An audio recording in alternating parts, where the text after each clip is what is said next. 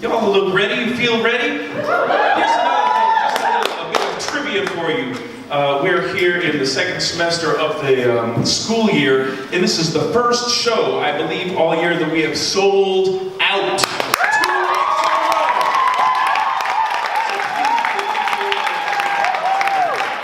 Are you all ready?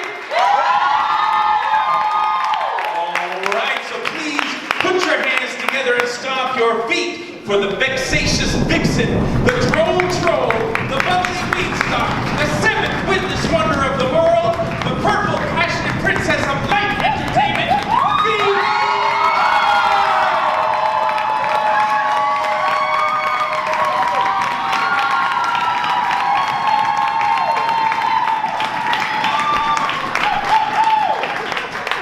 Y'all, let's hear a hand for Matthew, because this would not have happened without him, and I promise you.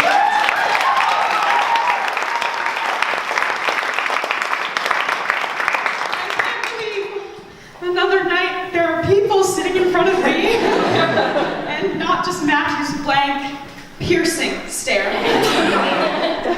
But I am so grateful to every single person who's made it out tonight, seriously.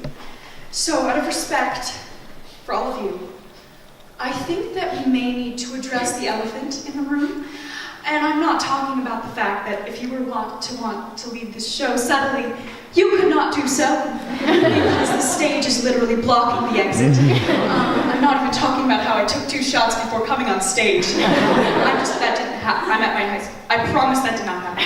No, I am talking about how you all are seeing someone do stand-up for the first time ever. And let's be really honest. Statistically, there's no way for this to be truly good.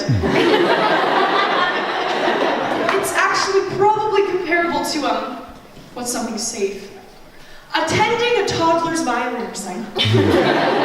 In order for the recital to be even slightly good, the toddler has to have practiced a lot beforehand, and chances are that they did not. I'm sorry. And even if they did, there is always going to be that one section of Mary Had a Little Lamb that just isn't music. You sit there and you grit your teeth and you grin and bear it, because you know that if they keep at it with time, they'll improve. Maybe. And let's be honest, you're basically just there because you have to be, because you love them, even though it's only meaningful or enjoyable to them. So, in the meantime, it's going to be messy, it's going to be awkward, it's going to be uncomfortable. You're not going to want to have to think about it. You're going to want it to be over with. And, oh my God, you are not going to want to have to tell them it's good afterward. Are you going to have to tell them it's good afterward? You are. Wait, maybe better metaphor is a teenage boy having sex for the first time.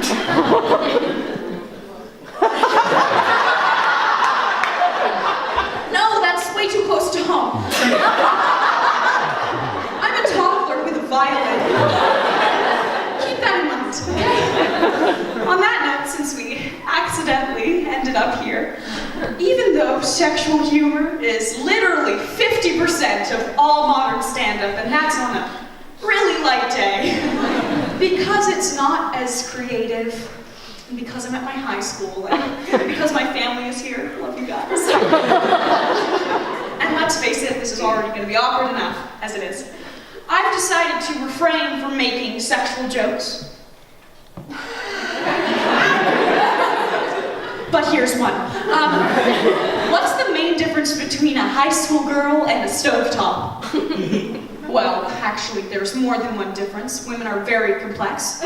There's 2 differences. The first is that a stovetop doesn't pretend it's a lesbian every single time it breaks up with its boyfriend. And the second is that a stovetop is easier to turn on. This show is exactly 52 minutes, unless I need to pee. It had no budget, and I had no time, so lucky y'all. I said low budget, and they said no budget. I said March, and they said February. Well, actually, naturally, I said March, and they said, yeah! And then when I looked at the show calendar, my show is exactly 1 month earlier. You want to know what I was going to do in that extra month? Workshop my material with test audiences. I think that's what they cut out, right? All of the cleaning and perfecting and reworking, and essentially the only part that Jerry Seinfeld says matters. It's okay, because you win some, you lose some, right? And if anyone knows about winning some and losing some, it's comics. I can't believe Louis C.K. just had another show, can you?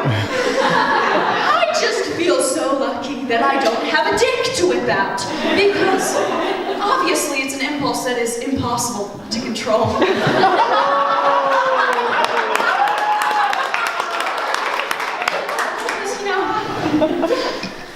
I get it, because if you think about it, and you don't have to try even slightly hard, peni are all around us all the time. In fact, I was watching a commercial the other day, which just started off with footage of rockets just taking off into space. And then, out of nowhere, just a football player running, and his ass was on fire. And then a rocket, and then a football player, and then rocket, football player, rocket, cheerleader's ass, and then rocket, NFL. Okay, what the fuck do rockets have to do with the NFL? Other than the fact that they look like big penises, literally ejaculating into space. So, the NFL is literally just selling testosterone. That's it. And once I noticed that, I realized penises are all around me all the time. Because even the people who make abs can't keep their dicks in their pants. And it really makes me wonder, is it that hard? Damn it, I can't even control myself!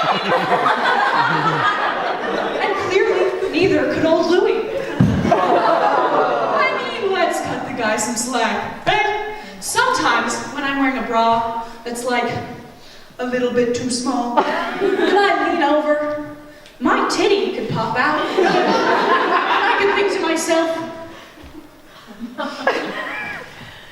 should I take a picture of this right now?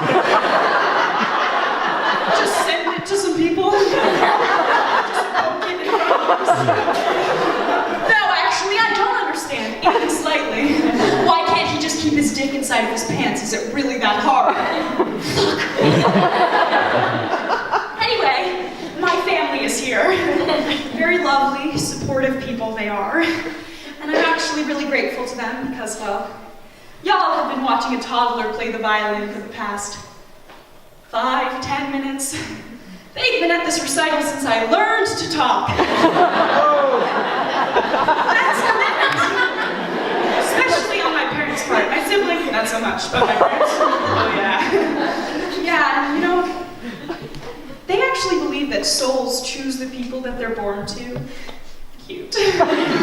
Maybe I just have awesome taste, or I like to think that I was flipping through a heavenly catalog and I saw them and I thought, they look like they'd be very willing to pay for me to get a BFA. And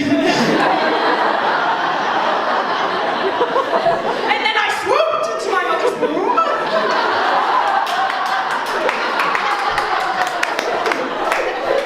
All jokes aside, guys, I may have gotten to choose them, but they did not have the same luxury. Not just with me, come on. But I mean with each other. I mean, they had to find each other in this world. That's terrifying! Not just because I know love doesn't exist in my generation, but also because, well, if they hadn't met, I would not be here, and that would be bad. I mean, the story of how my parents met, it's the cutest thing in the whole world. But there's so much room for error there.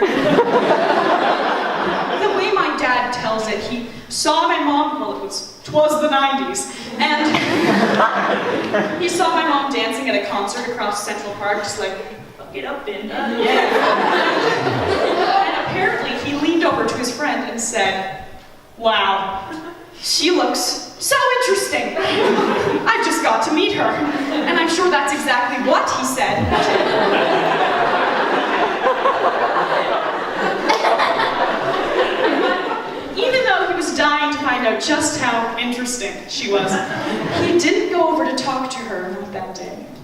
so they didn't meet. But sometimes, I wondered, what if he had, What if he picked his balls up off the floor and just walked over to say hello. And just as he was getting there, he tripped on a blanket and reached out to grab the only protruding objects to catch his fall. They would not be together today. And what does that mean? No me! But thank God, he did not go over to talk to her, so they didn't meet. But he kept seeing her again and again and again. It turns out that they lived in the same part of New York City because of fate and cheap housing. And he kept seeing her and she kept not noticing him until one day he saw her walking out of the parking lot alone and he said, "All right, Richard, get your motherfucking ass in here." He started walking down the street to finally say hello. And just as he was reaching out to tap her on the shoulder, a man came and put his arm around my mom and they walked away. And my dad, about 5 feet away at this point, turned on his heel and went right back the way he came.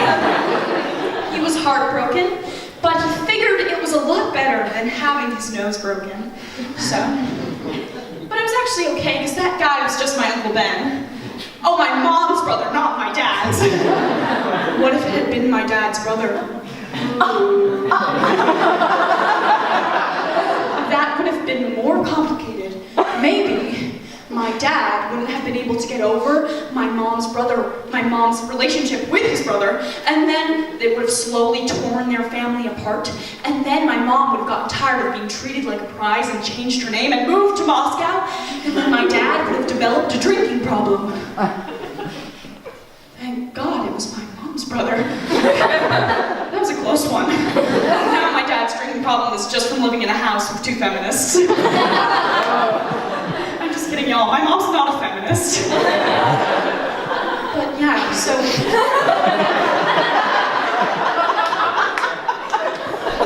After literally running away that day, my dad was resigned to live the rest of his life in a deep depression. Until one day he saw my mom walking alone in the morning with this little smile on her face, and he thought to himself, it's now or never.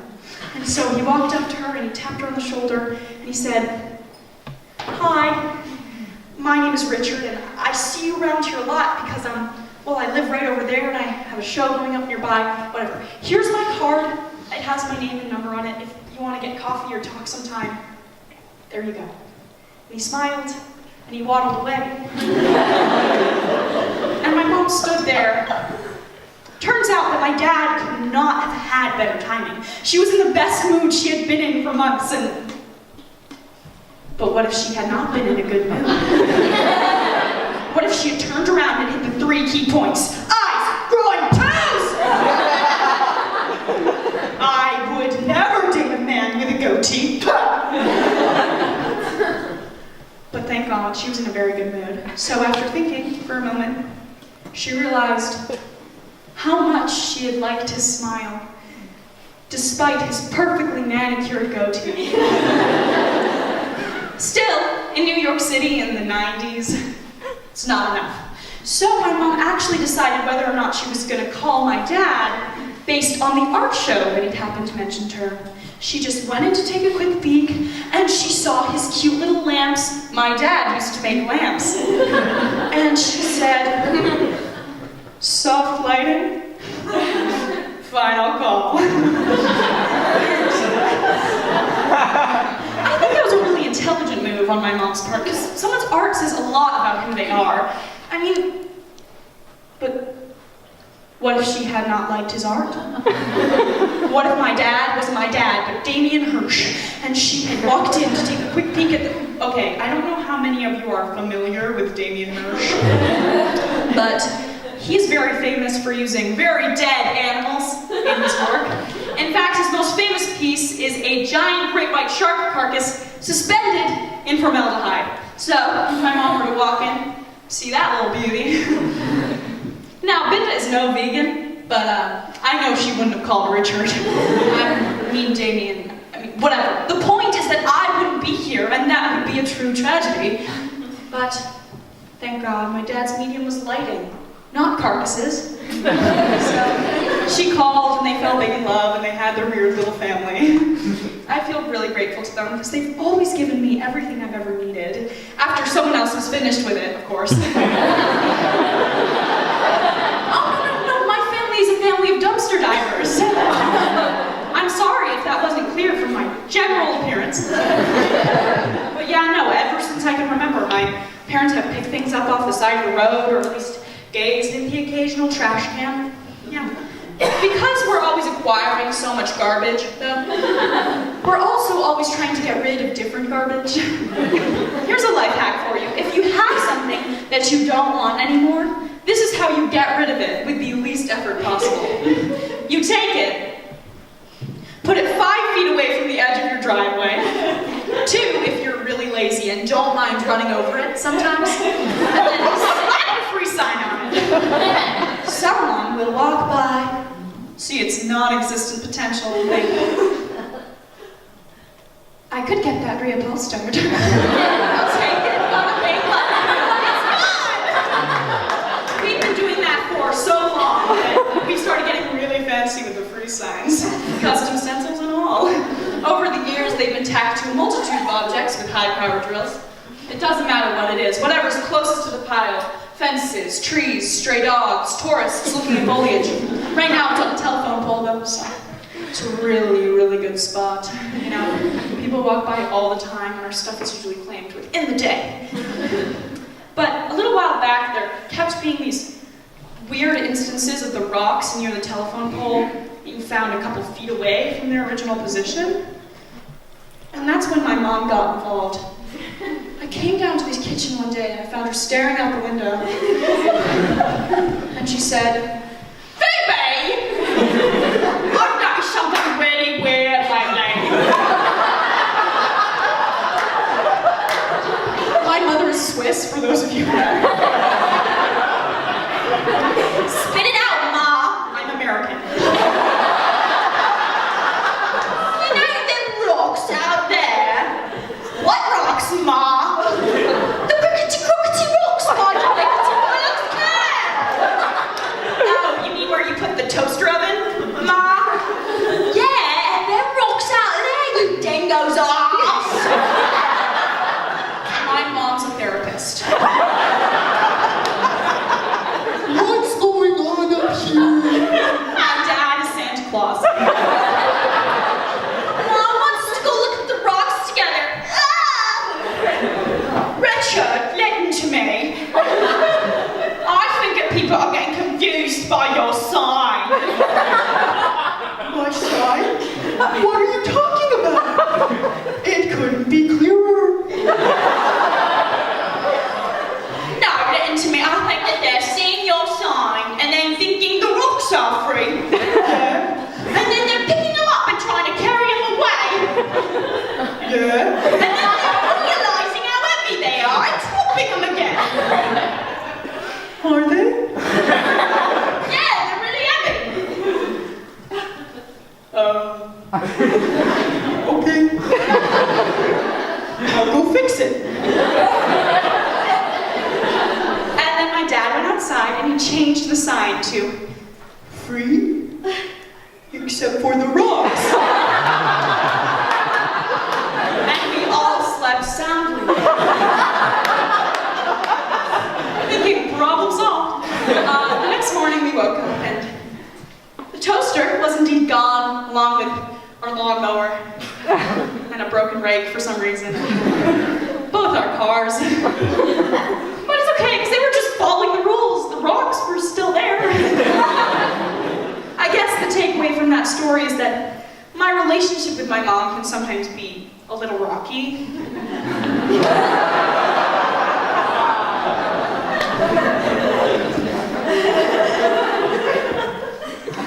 We're just so similar. It really makes me wonder, what kind of mother am I going to be?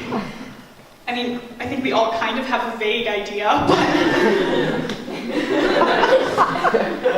For example, once I was living with this family up in Pittsfield because I was in a show up there, and they had this puppy named Buddy, and he was so cute and fluffy, and I felt kind of like I was having a hand in raising him because I spent so much time alone with him and, well, actually once he sneezed and it sounded like he was saying, "Shmom, shmom!" First words. Anyway, one day I went outside to eat my dinner and I brought Buddy with me because my host family had said, "Hey, if you go outside, bring Buddy with you. He likes that. Just keep him in your view." They're from New York. And so I was outside with Buddy. Oh, I also want to be clear, this is not a story where Buddy dies. He lives. And so I went outside and I was just playing in the yard and I was just eating my dinner. And then once I was done, I wanted to go back inside to get more dinner. And so I said, "Come on, Buddy. Come on, Buddy." And he ignored me, which he never does. So I walked over and I said, "Buddy, is everything okay?" And I shit you not, he just... And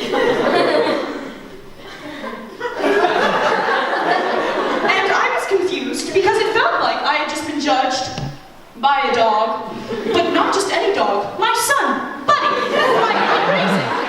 I had been raising for the past week.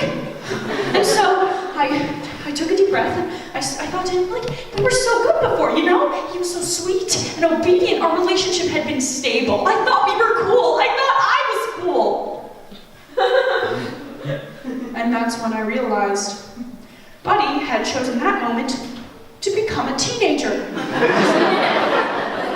I took a deep breath because we always knew this day would come and I'd read all the right books, so I was ready. And I walked over and in my calmest, most authoritative voice I said, "Buddy! Buddy! Buddy! Buddy! Buddy! Buddy! Buddy! Buddy!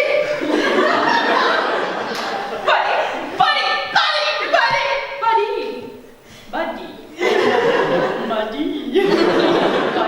Buddy! Buddy! Buddy! Buddy! Buddy! Buddy! Fuck, where did Buddy go? I got so distracted by the weirdness of his name, I let him walk out of my view. The one thing I had been told not to do. And so I started running down the porch steps. Already picturing him plastered up against the front of a car, doing heroin or something. As I rounded the house, there he was, bent double, just licking his asshole. And he saw me and he did the, "Mom, I told you not to come into my room."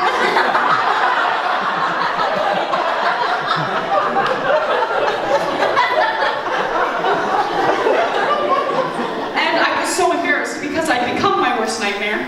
I could not respect his boundaries because I had to protect him from the danger. And so I walked up to him and I was like, "Okay, Buddy, let me sit up you, just let me pick you up." And he was doing that weird dog spine thing, like, "Yeah, yeah, yeah, yeah, yeah." And I was like, "Just let me fucking pick you up, motherfucker!"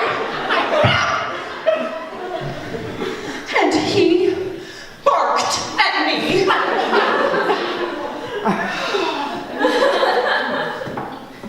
And I knew I had lost all sway in that situation. So I went inside and did the only thing left.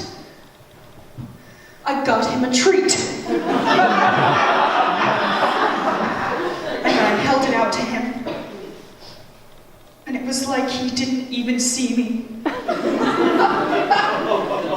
His Phoebe. And so I backed up into the house and he followed. And I butted open the screen door. And I savored the last few moments when it felt like he still cared about me. And I put the treat on the ground, and he grabbed it and ran off into the bowels of the house. And I watched him go, and I got more dinner. And I took it outside and sat down, grateful at least that I was going to be able to watch the sunset. So, I will not be having any fucking children.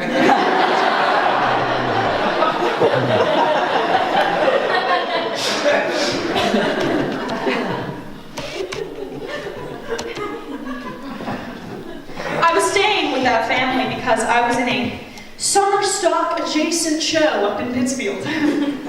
Which basically just means I was working for a legit theater company, but I was in their B minus, least significant show. Awesome. And a lot was learned that summer, but majorly I learned that things can mean a shitload to you and absolutely nothing to someone else. Like, I was locking my bike up in front of this really fancy theater for this theater company. It's like, doo-doo-doo. And this guy was unloading boxes for the theater, and as he walked by, he saw me.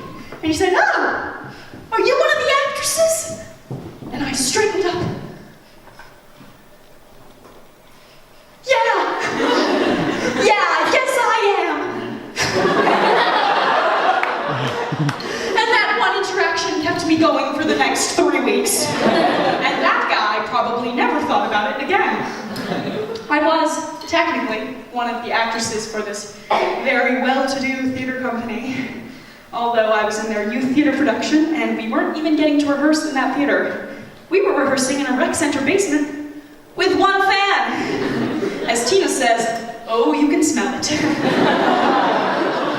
And I was technically getting paid, so I was technically a professional, which was awesome. I was getting paid, let's do the math. $200 for 7 weeks of work. Divide that, that's $28 a week. Not bad. I was working about 6 days a week. So divide that, that's $4 a day.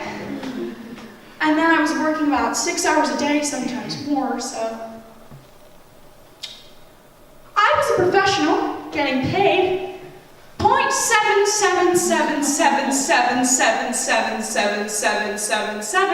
$8 an hour. So really what I learned is my choice of career sucks. But it's okay because my love of theater isn't about money.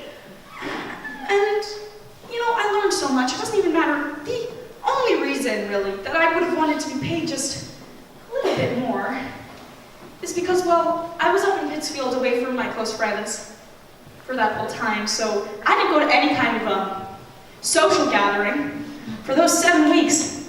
That was the summer before my senior year. There are 9 weeks in the summer, so let's do that math. That means I had 14 days to spend 7 weeks of energy. Oh, but I spent it. By now you've probably noticed that I'm in high school. And high schoolers do this really kooky thing. And sometimes there are parties where everyone's on their phone, and I would love to tell you about the funny things that happen at these parties. But I have a sneaky little feeling that might not be totally okay. Because many of you are my close friends and family. And there might even be some administrative officials from my school in these. So even if I changed the names, you would all know exactly who I was talking about. For example, if I were to say,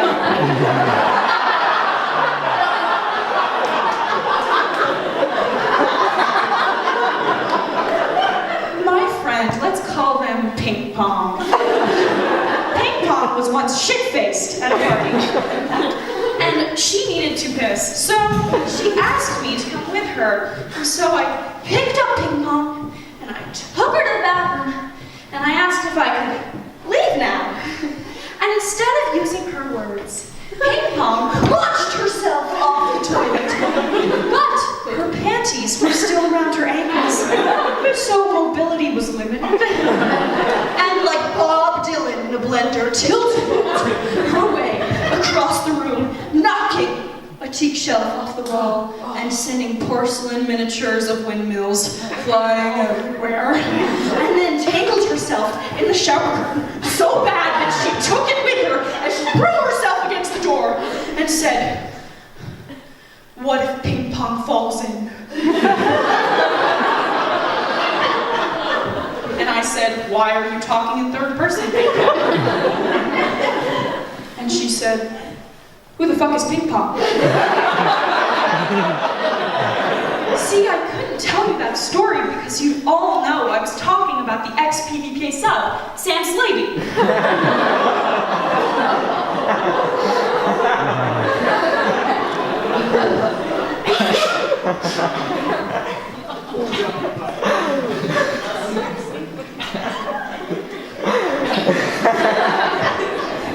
Oh, it's for you, Sam. Yeah. Oh, one really funny thing did happen at one of these parties. I was just standing there like this, and I kept thinking that someone was grabbing my ass, weirdly slowly over and over again, like.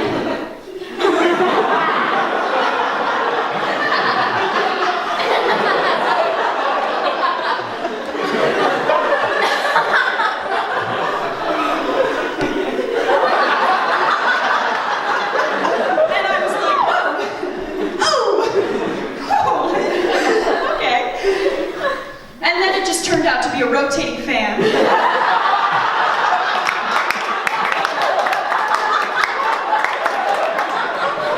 I said, "I'll take what I can get. Thank you, sir." Anyway, I get very good grades. That's mostly because I go here, but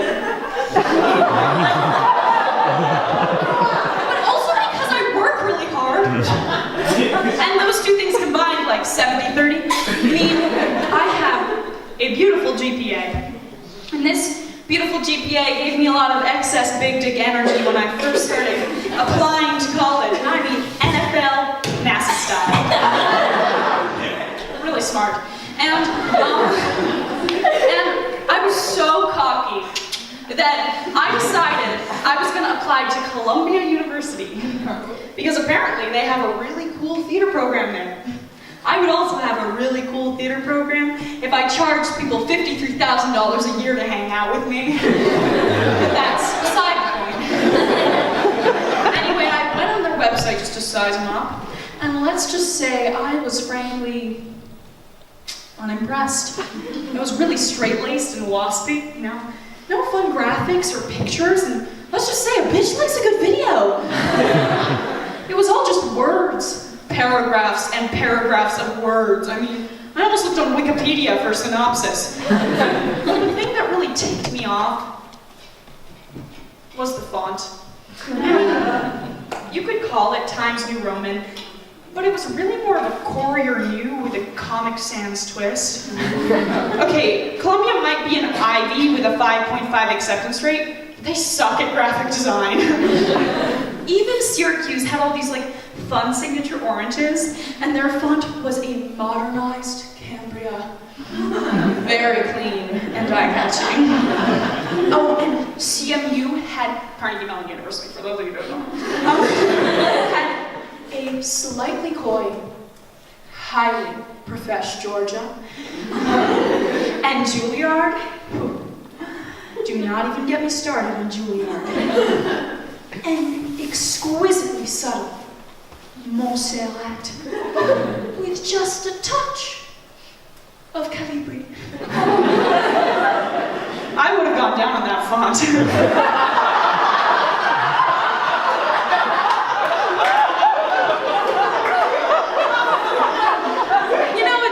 Too bad that they rejected me last night.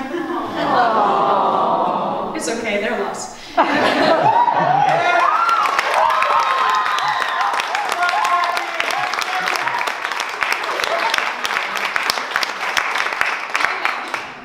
am, as I've said before and will continue to insist, very smart. But there are some things that even I, as a woman, cannot do. And it's not my fault, you know, society has stacked cards against me. Y'all, I am talking about frat math. Don't get me wrong, these past 3 years have been a dream. I breezed through algebras 1 and 2, right, Joe? And I can figuratively shit out geometry in my sleep. But when I waltzed into pre-calc this year, something had changed because there were things on the board that were not in my familiar number system or standard alphabet. Instead, there was this.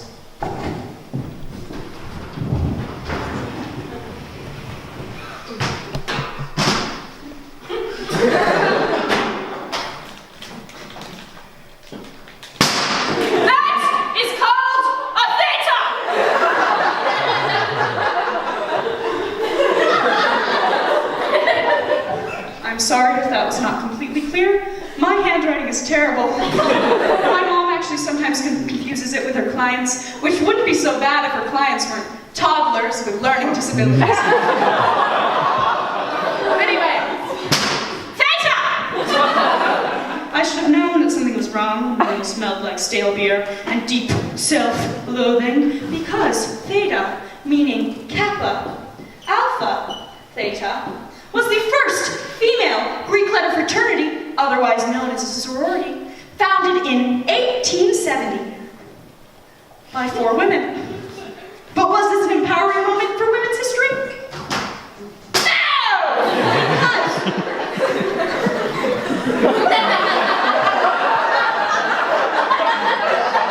Fraternities were originally created, apparently, to raise women's academic motivation. But all they have done today is create an environment where a competition for male attention can exist while maintaining an outward appearance of a sexy purity. So when I look at the pre-calc boarding class, all I see is years of women's oppression.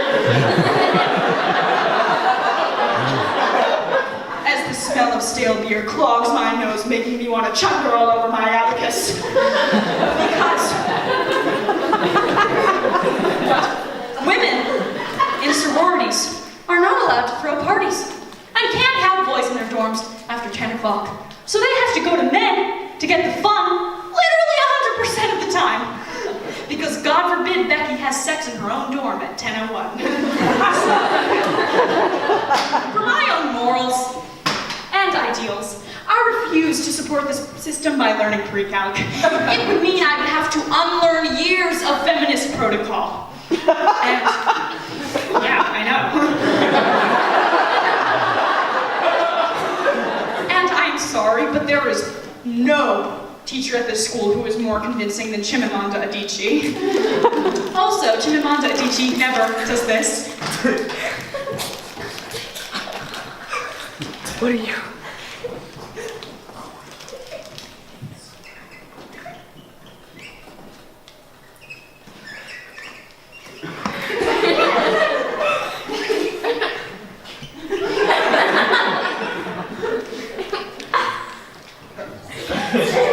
All right.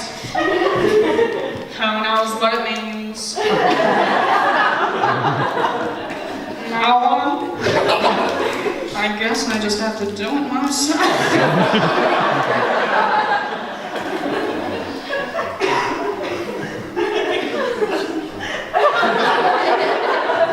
Yeah, I did that.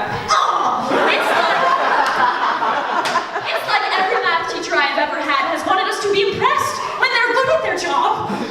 I'm sorry, that was unnecessary. Math teachers are unsung heroes who don't deserve my hate. Anyway, sorority. Sorority culture is often toxic, but it's not the only example of women oppressing other women. In just day-to-day conversation, the things that women are allowed to say to each other are bananas. For example, it's normal for one woman to say to another, "God, I wish I could eat like you." That shit is supposed to be a compliment. When all it does is make both women in that situation feel horrible about the way they eat and in turn their own bodies. Comments like that stem from this fear that we won't be attractive to men if we're normal, healthy human beings with thighs and fucking pubic hair. But these comments are actually not often about physical appearance.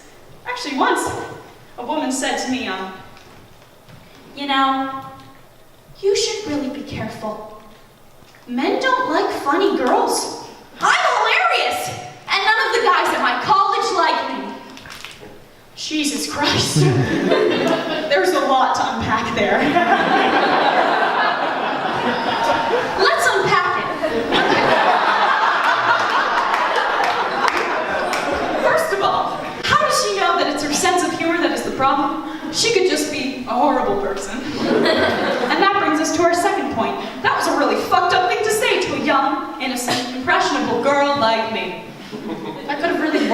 way into my subconscious, you know? And thirdly, what if she was right? I mean, it was such a huge, broad, general thing to say, and she said it like it was a fact. And what if she really believed that? She would have just hid her sense of humor, right? I was about to ask her if she tried this, when I looked into her eyes and I saw deep sadness there. It said, "You do not yet understand." And I realized, maybe she can't hide it, because there's a legend in the comedy community. Yeah, I must drop some bars.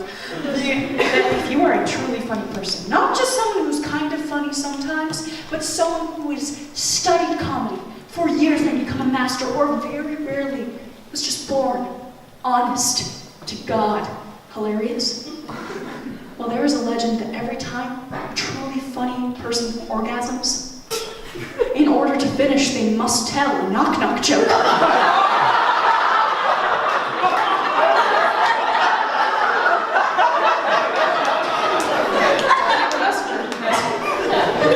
This woman must have been one of them. I suddenly felt so honored, so uncomfortable to be in her presence. A truly funny, sexually frustrated human being. Her skill has prevented her from ever becoming close to a man because she cannot hide from him that she, indeed, is funny. She's constantly just having sex and blowing her cover like...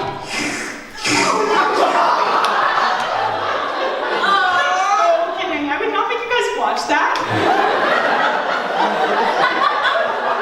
Just kidding, I totally would. Yes!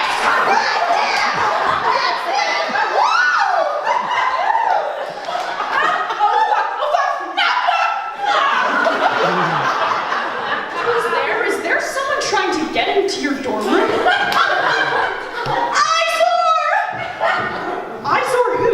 My name is Kevin. I sort of love you.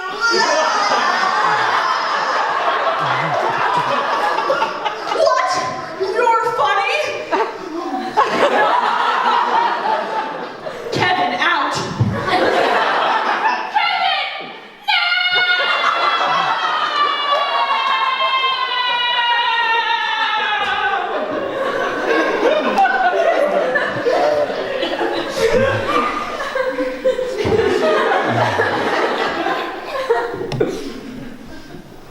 So really, you all decide tonight whether I'm ever going to find love.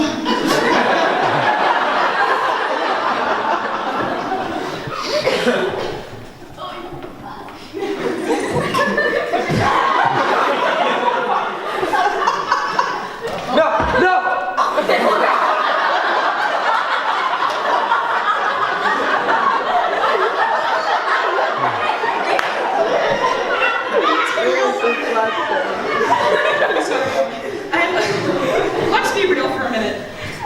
How am I ever going to find love? Because I was banned from Tinder when I was 16.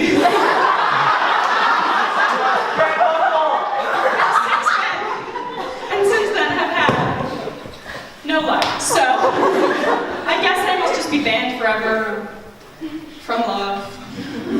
Because honestly, how else are you going to find love? Meet someone in person? By accident? Outside? Ridiculous, no. Tinder is the only way, really. And everyone knows it, too. In fact, I was reading an article the other day in which these poor, little, ultra-conservative men were complaining about Tinder. Because apparently, no women were matching with them. These poor guys were so frustrated, they decided to launch their own conservative dating app. Doesn't that sound like so much fun? The only flaw I see in that flawless plan is I think a conservative dating app would just be like 3 million dudes and one woman named Trish who's just trying to find her dad. So.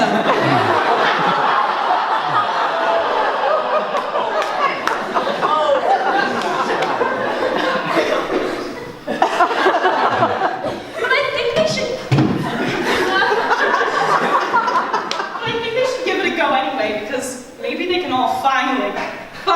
connect to their gay side. They've been repressing it for so long. And there'll be so many like-minded men to choose from. In fact, they might have a little bit of trouble telling each other apart because all of their profile pictures are the Confederate flag. Except for Trish, of course. Hers is her at a cowboy-themed prom. But you know, after a while it'll be okay, because once they get to know each other, they'll see that they're all just a little different. But they come together on the important issues, like abortion. You know what? They'll either swipe right, extreme right, or alt-right.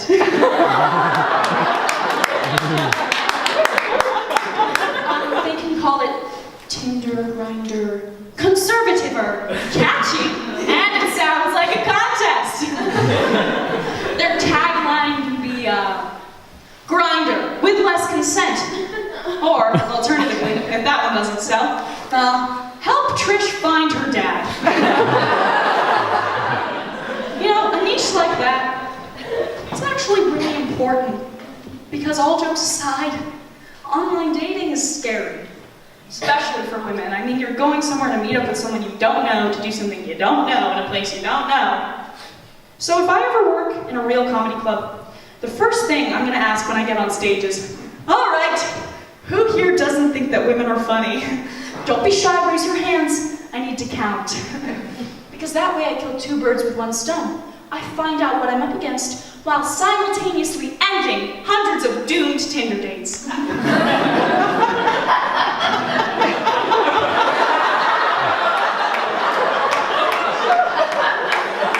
Because you know some guy in the back is just gonna be like, because he's never been able to make a woman orgasm in his entire life. And then his date, Trish, she'll turn to him and be so disappointed. Daddy! You ruin everything. And I know what some of you are thinking. What if a woman raises her hand?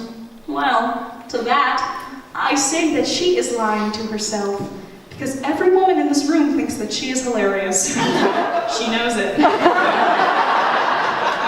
Women are very strange animals who scientists and Brett Kavanaugh will never understand. In fact, I was once sitting in the 2nd floor PBK bathroom just taking a shit, and it was one of those really nice, like, peaceful shits. There was no one else in the bathroom, and I was all alone and felt awesome, and then someone else walked into the stall next to me, so I politely began to hold in my shit and wait for them to leave so that I could continue shitting. But instead, we both sat there in silence for 2 minutes. No bowels moving. Until out of nowhere, they said, "Hey, is there a tampon in there?" And I was in shock because I'd been very focused for the past 2 minutes on holding in my shit. So, out of my surprised state, I said, "Yeah, do you want it?" Of course they want it. Why else would they have asked for it? Are they just a confused student council member who's like, you know, I should really check if I'm doing my job?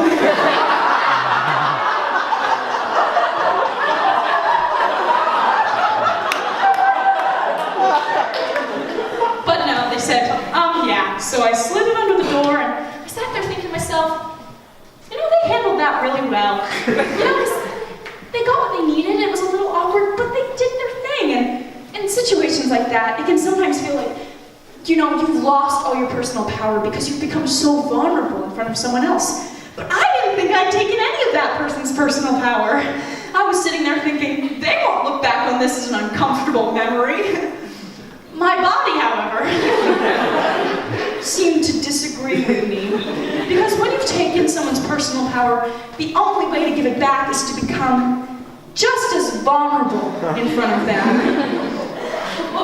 And right at that moment, I farted literally so loud. And it was not a little toot, it was a big, I'm taking a huge wet dump fart. And in the silence that followed, the words calm before the storm flashed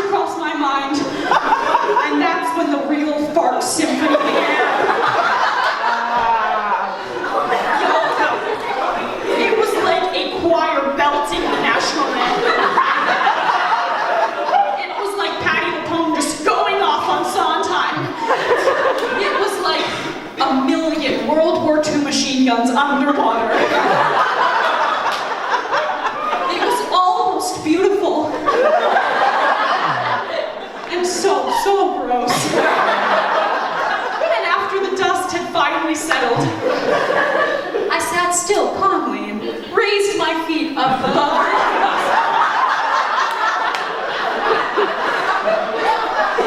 So they wouldn't be visible.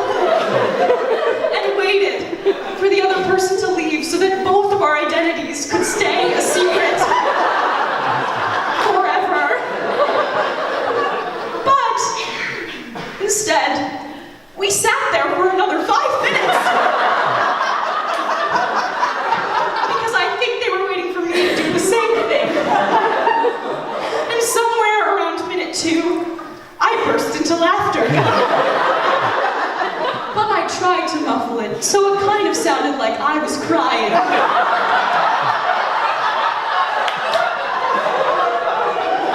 I just like to think about that person sometimes. Just sitting on that toilet, trying to get through the cramps, listening to someone sob and fart for like 5 minutes. Before they were finally like, fine, Jesus Christ, only first. If that person is among you tonight, I just want to say thank you for listening to me literally and figuratively blow my cover.